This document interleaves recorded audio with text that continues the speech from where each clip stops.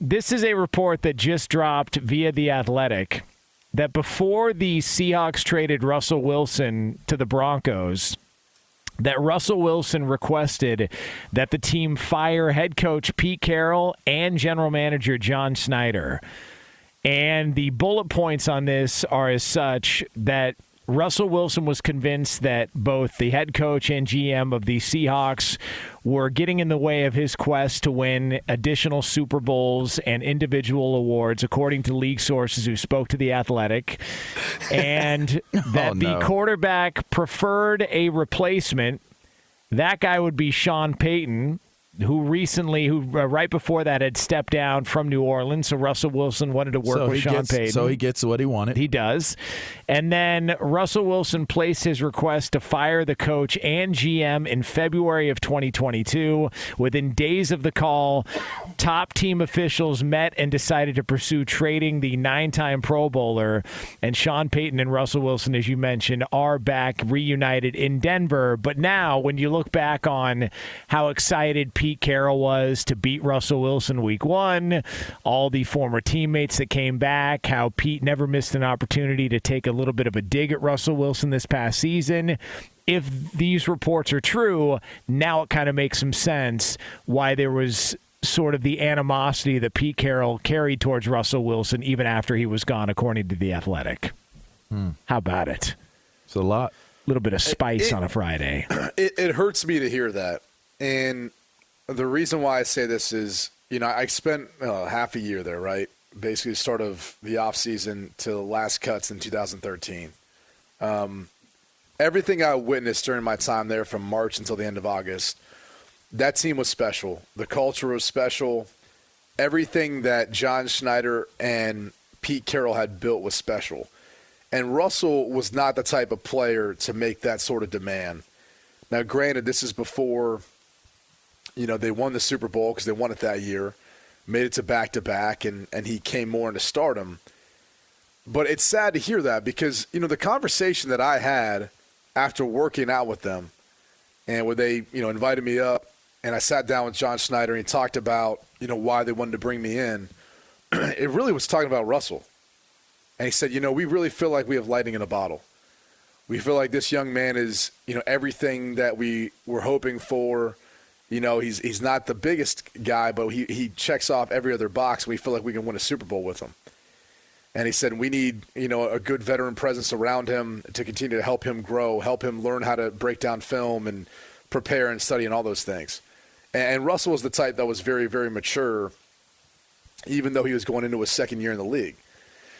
And so, I kind of took it upon myself to try to, have that sort of impact on him during my time there in Seattle with him. But he really just came off as a very humble, hardworking guy who was just trying to kind of fit in this locker room filled with alphas. I mean alphas. Like you talk about guys like a Richard Sherman, for example, Cliff Averill, who are older guys, who led from the defensive side of the ball. Chris Clemens, coming off the one edge. Of my babies. Red Bryant, biggest dude in the locker room. You talk about some of the alphas that you had that were really led that from the defensive side of the ball. That was a place where, at times when you go out there and compete, man, you were just trying to survive. Like you couldn't have an off day. That team was so loaded and so stacked that like every single drill was always competitive because every single guy on that roster, if you didn't make Seattle's roster, you made another roster. That's how competitive it was. I remember even like just in preseason games, beating the life out of teams. Like it wasn't even close. Just because of how talented and deep that roster was coming into training camp. Like I'd never been a part of a roster where you looked and you're like, every single one of these dudes is going to be on a roster somewhere. Like there's none of them like this is not the end for any of these players.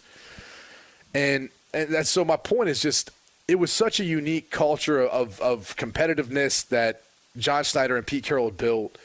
Russell was such a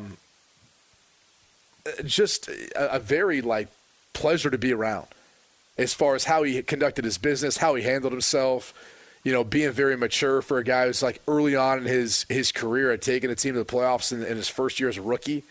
and some of the stuff he was doing.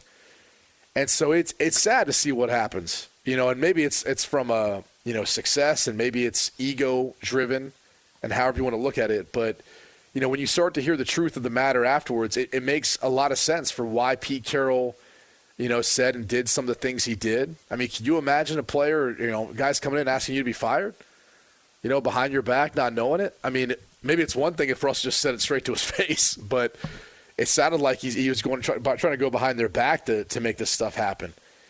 And, I think this past year was a big win for Pete Carroll and John Schneider. First off, because I think John Schneider had the best draft class of anyone. If you look at the amount of rookies they had that impacted their team, 2 offensive linemen, a running back in Kenneth Walker, their cornerback Tariq Woolen, who was phenomenal this year.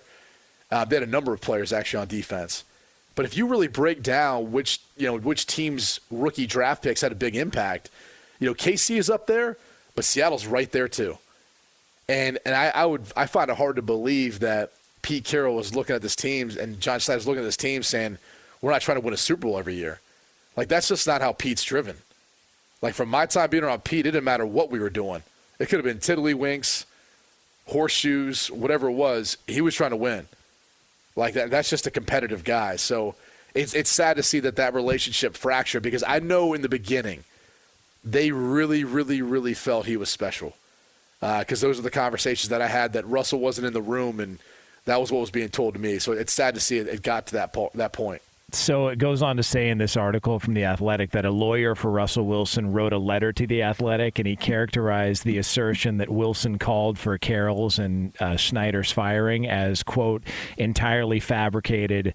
The Seahawks declined to comment for the story. So it went on just to discuss his first year in Denver. They talked to more than 15 Broncos players, coaches, and staffers about the season. And the way that it was painted was what a lot of people assume, that you had a quarterback who got way too much power, and you had a head coach that was way too accommodating. And it just spun out of control, and it spun out of control fast. Russ, it strikes me as he's the type of guy that always felt like him being an overachiever would lead to him being to where he ended up in life. And sometimes that driving factor, that fuel, that motivator can lead you down some dangerous paths. I know for me, I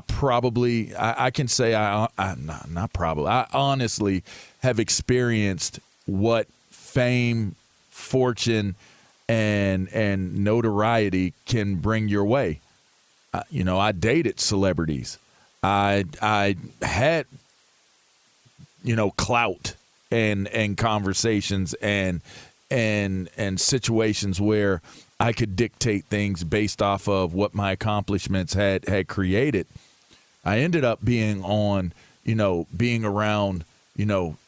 celebrities and being on sets and stuff like that. I mean, you're talking about a dude that was in, the movie of Entourage and stuff like that, and then ends up marrying a performer, a celebrity.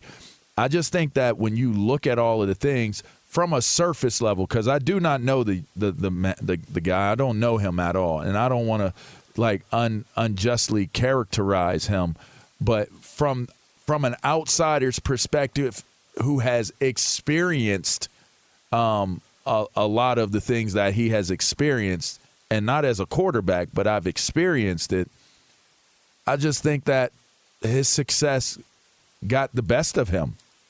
And I think that you saw the ultimate sum of some of that success getting the best of him, and how his performance, was this season.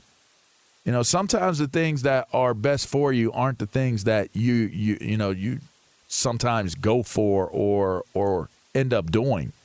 And I think I think this story doesn't come across to me as a military secret.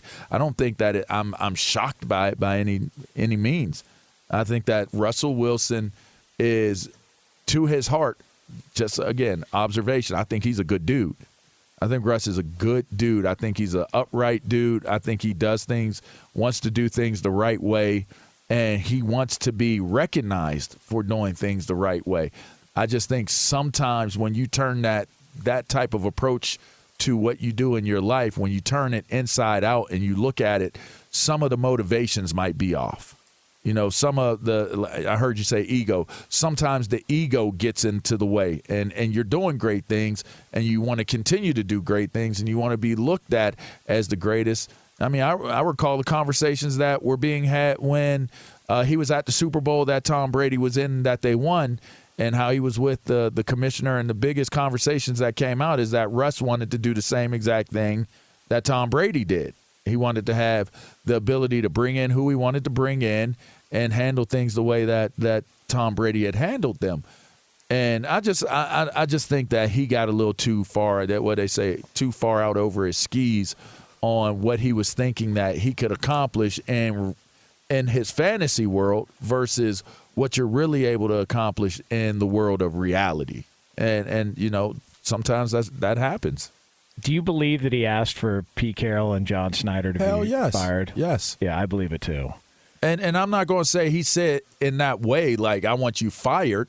I believe he probably, if anything, would have said in order to create a better winning environment, I think that bringing in someone, instead of us continuing to fire offensive coordinators and try to figure it out that way, why not bring in a coach that understands it the way that a Sean Payton understands it, and let's go get these Super Bowls. I believe he presented it in a way where it made sense to him and it was worth presenting, because otherwise that's egregious to do that, to take that approach. That's egregious. Which is why Pete Carroll's got to be coming off last season going, I know we lost in the first round of the playoffs, but considering what we were dealt in the offseason, that we had somebody calling for my job and for the GM's job after we were the ones that drafted this guy in the third round and then decided to start him, go against the quarterback and Matt Flynn, who we paid, and then they did what they did this past season, revitalized Geno Smith's career. He did a hell of a job. He's probably looking at a contract extension. Brady brought up the rookie draft class was phenomenal in comparison to, the Jets and some of these other great rookie draft classes. Oh, and by the way, after all that, we've got the 5th overall pick because of the trade with Russell Wilson. I mean, outside of winning a Super Bowl and all the other things that come along with that, Pete Carroll's got to be coming off this past season, if this report is true, and got to be feeling great about where he stands in comparison to Russell Wilson. It went as perfect as possible for Pete Carroll.